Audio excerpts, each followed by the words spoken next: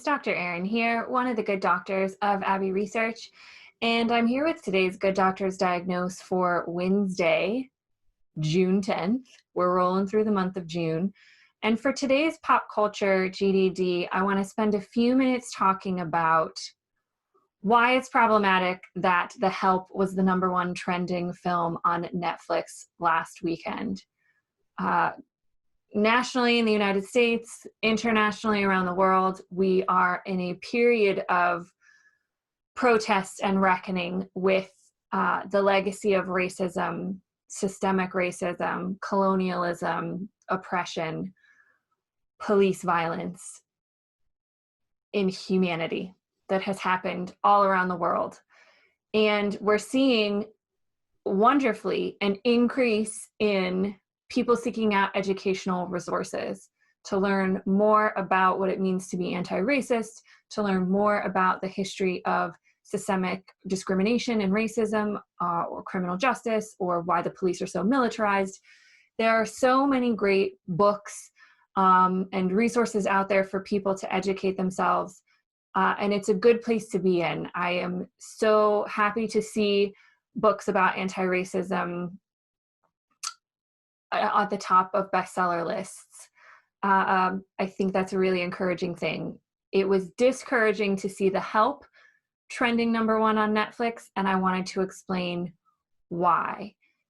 Within the history of film, which has been, like every other industry, dominated by white filmmakers, producers, actors, storytelling, narratives, you name it, there is a problem of centering white stories in a narrative about Black people, about Black experiences, about Black history or racism. And what I mean by centering is that the white character is still the main character. The white character is the character that the story is told through.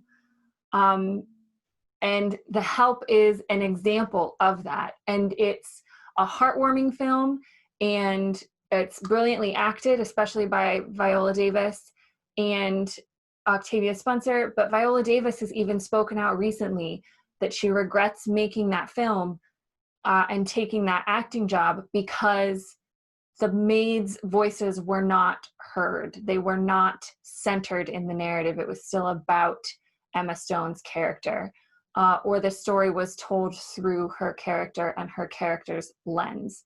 So that's what it means when a story doesn't center Black voices and Black stories. There's also the white savior trope, which is used throughout film, where a white character saves a Black character or a character of color from some instance. As beloved as it is and important as it is, a book and a play about racism in America, To Kill a Mockingbird is one of those stories. The Green Book is a real recent example of that. The legacy of Don Shirley is one that most people in this country, most white people certainly didn't know. As a queer Black musician, growing up and traveling the segregated South, and what the Green Book actually meant for people of color, traveling around the segregated South. But the story is centered on his white driver, who is racist at the start of the movie and still pretty racist at the end of the movie. And it's told through that narrative. And there were a lot of articles and statements made by the Shirley family about the problematic nature of the way the story was told. And a lot of this has to do with the stories we tell about Black lives and Black experiences. In film, a lot of times, historically, they tend to be ones about Black pain, particularly the ones that gain critical attention and acclaim, 12 Years a Slave being one of them, Selma not gaining as much critical acclaim, about the civil rights marches in Selma with Dr. Martin Luther King. And so the knock-on effect of this is that we've normalized telling white people's stories, or having white people centered in normal, happy, celebratory stories, and we don't put as much mainstream support behind stories about Black romance and Black love. The most famous romantic comedies that anybody can name don't center on two Black characters. And so this is a lot about how we tell the stories.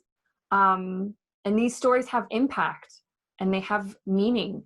And so I wanted to highlight a little bit about why movies like The Help are problematic, especially during this time, and take an opportunity to suggest. I just did a Google search and I found a list of 15 Black romantic comedies.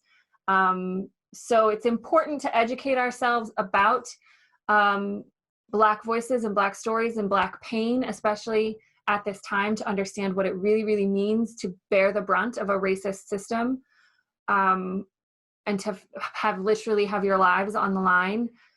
So watching movies like 13th, documentaries like 13th, and movies like Just Mercy are important, are very, very important, and they're the work that needs to be done. But it's also important to celebrate Black lives and Black joy and Black love, and whatever that looks like, and the Black excellence that is happening creatively right now in this country, which doesn't get as much attention as it should, but it is. So I'm also going to include a list from my friend Oprah on all the stories that you can find on Netflix right now that center Black people and Black stories.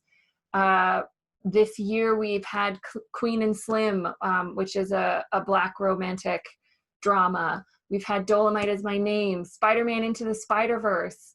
The Boy Who Harnessed the Wind on Netflix, if you haven't seen it, is a brilliant and uplifting film that doesn't center stories of Black pain as much as some of these other important films do as well. So it's a rather lengthy diatribe here for A Good Doctor's Diagnose, but an important conversation to have.